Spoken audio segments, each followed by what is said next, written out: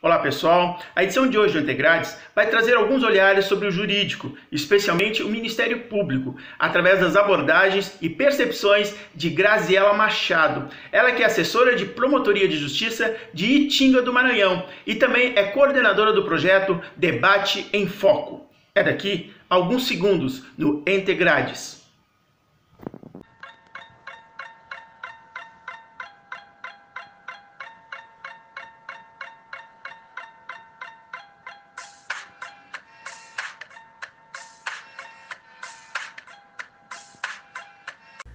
Falar sobre a atuação do Ministério Público e o recorte racial do encarceramento em massa é primeiro dizer que quem forma o Ministério Público, quem é membro do Ministério Público. O último concurso do Ministério Público de Goiás, e é fácil qualquer pessoa acessar na internet, em sites de busca, de pesquisa, vocês vão verificar que só pessoas brancas, e eu não estou falando nem de pardo, não, pessoas brancas mesmo, somente pessoas brancas lograram êxito em serem aprovadas e já tomaram posse. Com essa estrutura de preconceito racial que nós temos no Brasil, é lógico entender que a consequência da atuação de um membro e de uma membra que não está inserido em uma camada social e econômica considerada baixa, que ela possa ser diferente do que é. Agora pode me perguntar, ok, mas diferente do quê? O que ela é? Muitas vezes ela é sim racista. Nós temos um racismo institucional. E o racismo institucional, ele não é só revelado por meio de normas racistas. Essas normas sejam princípios e regras. Esse racismo institucional, ele também é revelado pela ação dos agentes políticos que o compõem. E aí eu vou até abranger e não colocar só membros do Ministério Público, mas também Poder Judiciário, os magistrados e magistradas. Então, a importância de entendermos que precisamos de agentes políticos, membros do Ministério Público, juízes e juízes que tenham uma sensibilidade de vivência, por exemplo, uma juíza negra, um membro do Ministério Público negro, é que essa pessoa, essa membro do Ministério Público, essa juíza, ela terá um olhar totalmente distinto daquele que é branco, daquele que sempre esteve inserido em uma camada social econômica alta. Então ele vai ter um tratamento e uma sensibilidade totalmente diferente quando tiver em sua mesa um caso, por exemplo, de roubo ou de furto de uma galinha, em que esse agente delitivo era uma pessoa negra ou indígena e pobre.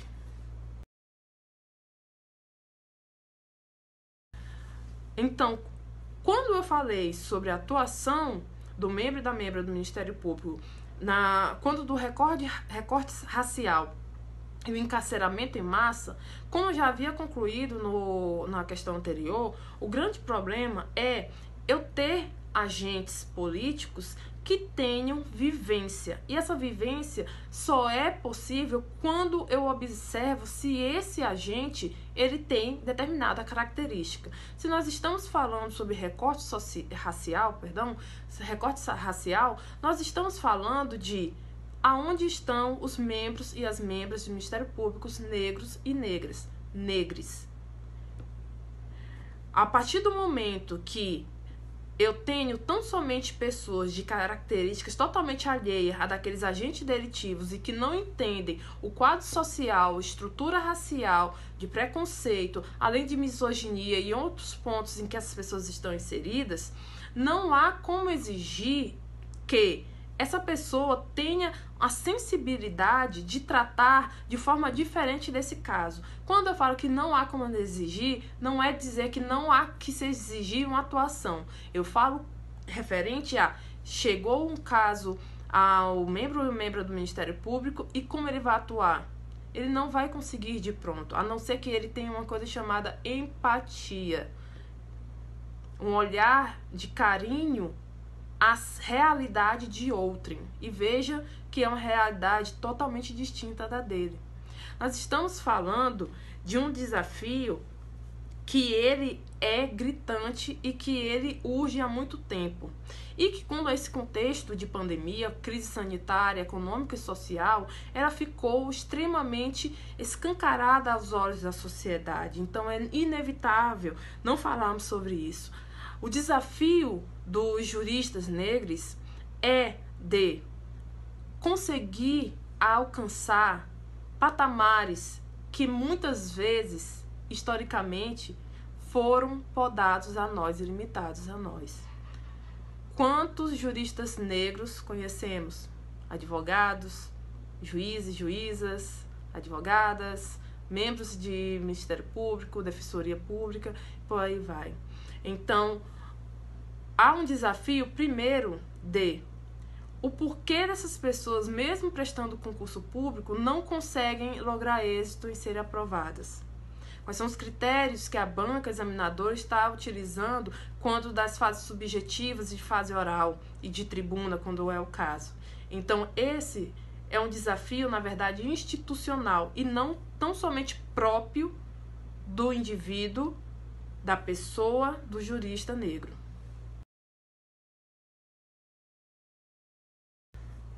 Sexismo, misoginia, machismo, ele reflete em todas as instituições democráticas no Brasil e no mundo.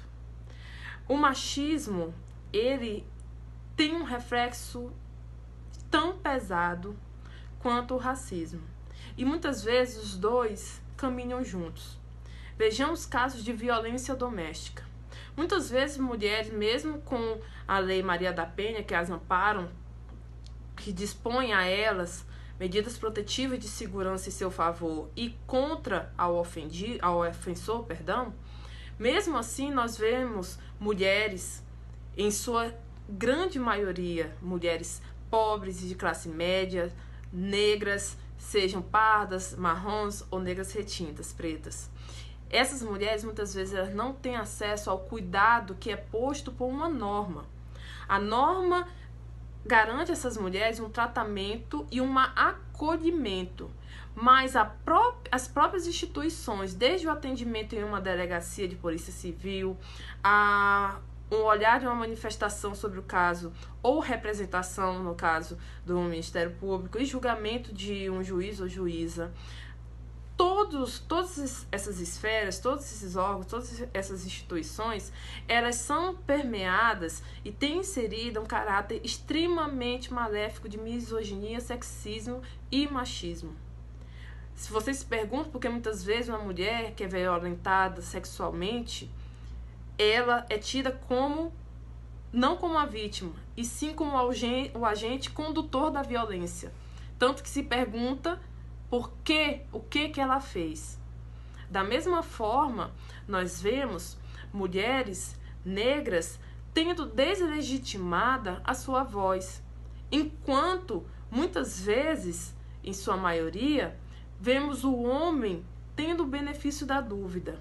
E quem dá esse benefício da dúvida, muitas vezes, infelizmente, são esses agentes políticos que exercem alguma função dentro dessas instituições democráticas. Então, sim, infelizmente, não só o Ministério Público, defensorias públicas, Poder Judiciário, entre outros, ele tem esse desafio de que aqueles agentes que exercem funções de decidir, de manifestar e de proteção, entre outros, que eles comecem a abrir os olhos e terem a empatia de entender o contexto social em que vivemos, que é machista, e de colocar um olhar e um benefício da dúvida à ofendida, aquela mulher que pede socorro e que é a violentada, seja sexualmente, moralmente, psicologicamente e patrimonialmente.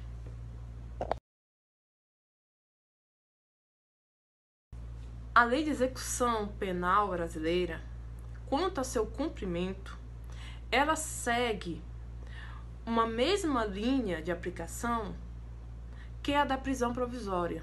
E aí temos a prisão temporária e a preventiva. Por que eu falo isso? Nós vemos agentes delitivos que estão inseridos em uma camada social considerada baixa e que esses têm uma característica de pele escura, ou seja, negros, dentro de toda a sua variação de negros, desde o pardo ao marrom, como eu, ou as pessoas chamadas negras retintas.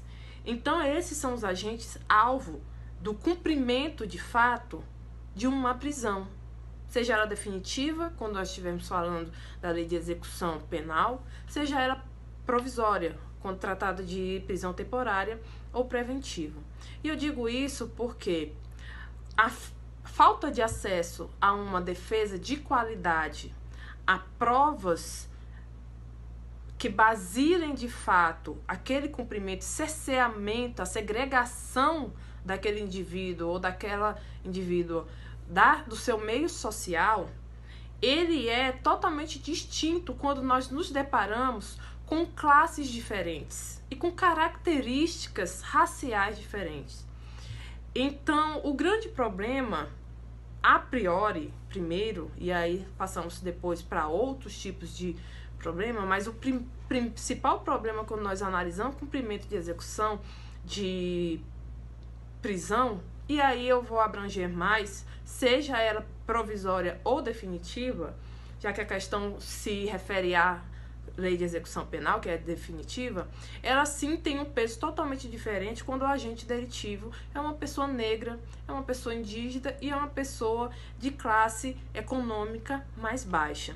Porque, repito, essas pessoas muitas vezes não têm acesso a uma defesa de qualidade. As provas produzidas, elas são totalmente rasas.